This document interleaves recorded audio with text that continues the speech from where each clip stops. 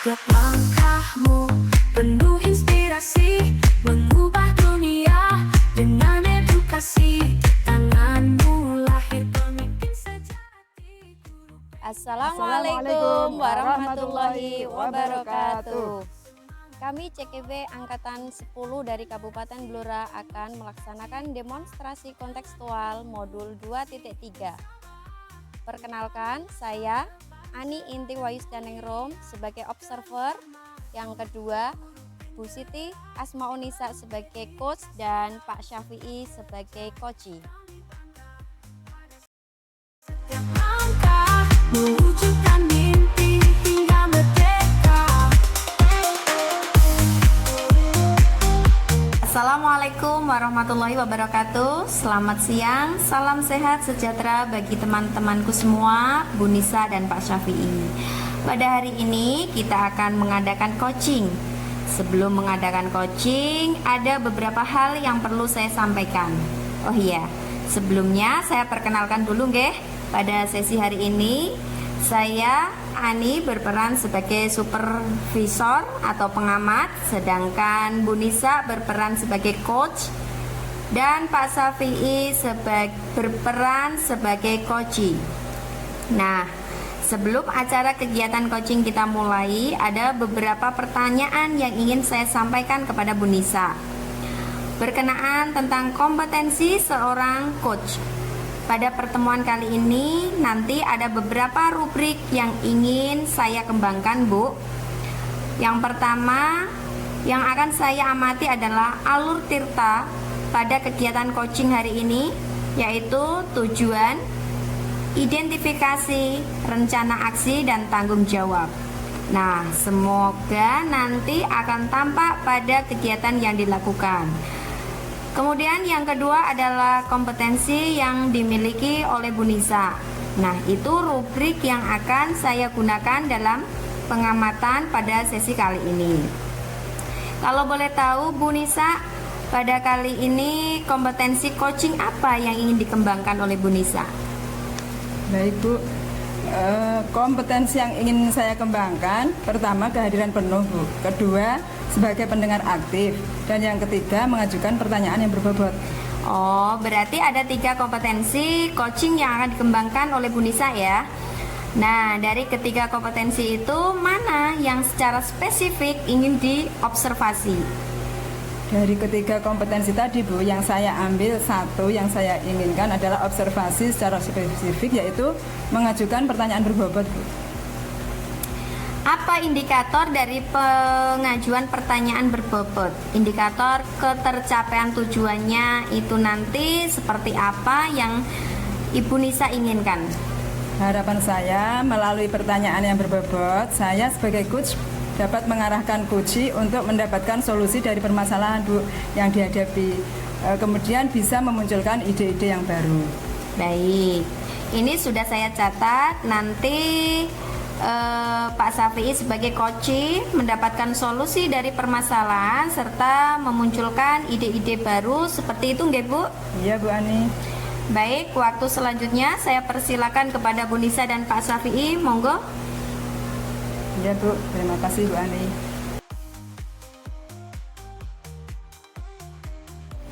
Assalamualaikum warahmatullahi wabarakatuh. Bu Nisa, bagaimana kabarnya?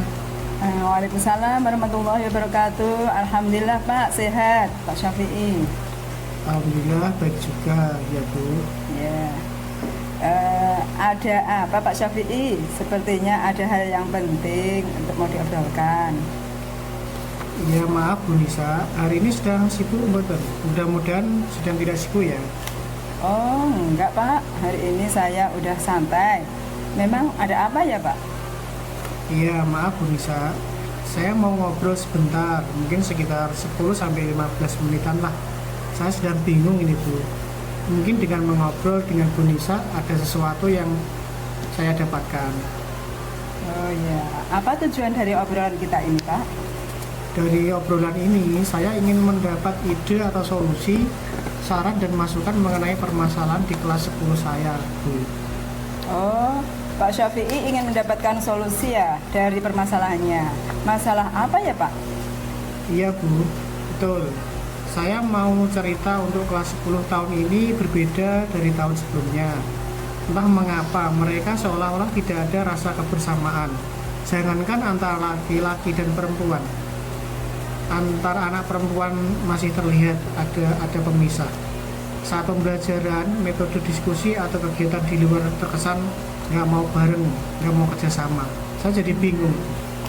Oh iya ya Pak, jadi Pak Syafi'i merasa bingung dengan keadaan murid yang belum ada rasa kebersamaan atau kerjasama kelompok di dalam kegiatan pembelajaran.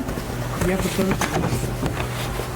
Oh iya, iya. Tadi kan Pak Syafi'i mengatakan bahwa murid-murid belum bisa bekerja sama saat pembelajaran. Menurut Pak Syafi'i, idealnya itu murid-murid di kelas itu bagaimana Pak? Ya, mereka dapat melaksanakan pembelajaran terutama tugas berkelompok secara aktif bersama-sama atau berkolaborasi agar dapat menyelesaikan tugas dengan baik. Ngomong-ngomong, apa yang sudah Pak Syafi'i lakukan agar murid-murid itu bisa kompak, bekerja sama dan dalam menyelesaikan tugas Pak? Sebenarnya saya memasukkan metode pembelajaran diskusi dalam RPP yang menjadikan anak aktif bersama, Bu. Oh iya ya. Jadi Pak Syafi'i sudah memasukkan metode pembelajaran diskusi. Ini sudah bagus Pak, karena metode yang diterapkan sudah sesuai dengan tujuan. Namun karakter kerjasama atau kolaborasi murid itu belum sepenuhnya muncul ya. Dari skala 1 sampai 10, di mana posisi Pak Syafi'i sekarang dalam mencapai tujuan? Kalau di skala 1 sampai 10 ya posisi saya sekitar di skala 5, Bu. Oh iya Pak. Ya Pak Syafi'i ingin posisi berapa coba? Ya yang saya inginkan ya minimal mendekati 10 lah, Bu. Posisi 9. Oke. Kira-kira selain metode diskusi Pak, pasti ada cara yang lain. Nah, kira-kira cara lain apa Pak yang bisa mencapai tujuan tersebut? Oh iya, Bu. Mungkin saya harus memotivasi murid sebelum pembelajaran. Saat pembelajaran, penilaian sikap saya tekankan dan di akhir kegiatan refleksi saya lakukan terkait sikap dan memberi apresiasi murid yang menjaga kebersamaan. Oke, itu pada pembelajaran ya Pak. Tapi kalau di luar pembelajaran bagaimana Pak? Oh iya ya. Mungkin nanti saya akan mengadakan semacam pertandingan kompetisi beregu dan sering adakan permainan untuk mengenal teman lebih dalam.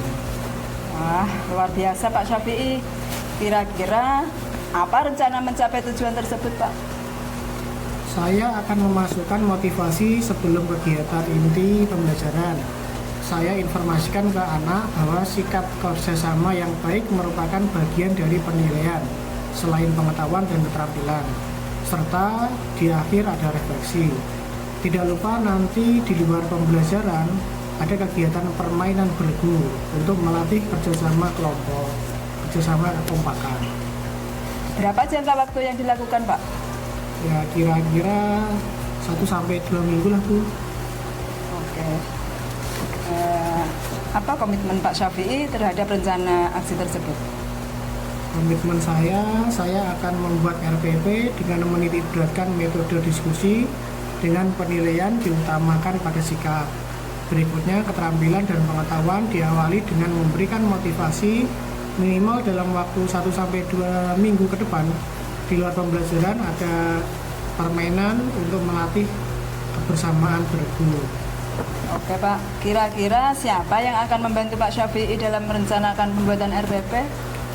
Nanti saya buat sendiri dulu, Bu, lalu minta ditelaah oleh teman sejawat. Barangkali ada yang perlu direvisi. Sip Pak. Menurut Pak Syafi'i, apa yang sudah didapatkan dari percakapan kali ini Pak? Dari percakapan tadi, saya sudah mendapatkan ide atau solusi tentang masalah saya terkait murid-murid yang belum bisa kerjasama kelompok dalam berdiskusi kelompok. Alhamdulillah Pak Syafi'i sudah bisa mendapatkan manfaat dari percakapan ini ya. Mudah-mudahan Pak Syafi'i akan mendapatkan hasil yang memuaskan. Jangan lupa Pak untuk mencatat setiap perkembangan kemajuannya ya. nanti bisa dijadikan refleksi serta contoh bagi teman yang lain. Terima kasih Bu sudah mau meluangkan waktu dengan saya untuk mencari solusi masalah yang saya alami. Iya Pak Syafi'i, sama-sama. Assalamualaikum Bu Nisa. Waalaikumsalam warahmatullahi wabarakatuh. Terima kasih atas praktek coaching oleh Bu Nisa dan Pak Syafi'i. Ada beberapa pertanyaan yang saya sampaikan kepada Bu Nisa, tetapi saya akan mengevaluasi dulu perjalanan coaching tadi. Secara garis besar, untuk alur Tirta pada saat coaching tadi sudah tampak semuanya. Di checklist saya sudah tercentang, mulai dari tujuan coaching sudah tampak di awal, kemudian indikator permasalahan juga sudah tampak, rencana aksi juga sudah tampak, dan tanggung jawabnya juga sudah tampak. Untuk alur Tirta sudah tercapai. Kemudian yang selanjutnya tadi Bu Nisa mengatakan bahwa ingin mengembangkan kompetensi tentang pertanyaan berbobot ya. Tadi juga saya sudah tampak sekali bahwa Bu Nisa sudah mengeluarkan beberapa pertanyaan berbobot yang dapat memberikan solusi atau memunculkan potensi dari Pak Syafi'i dalam menyelesaikan masalahnya.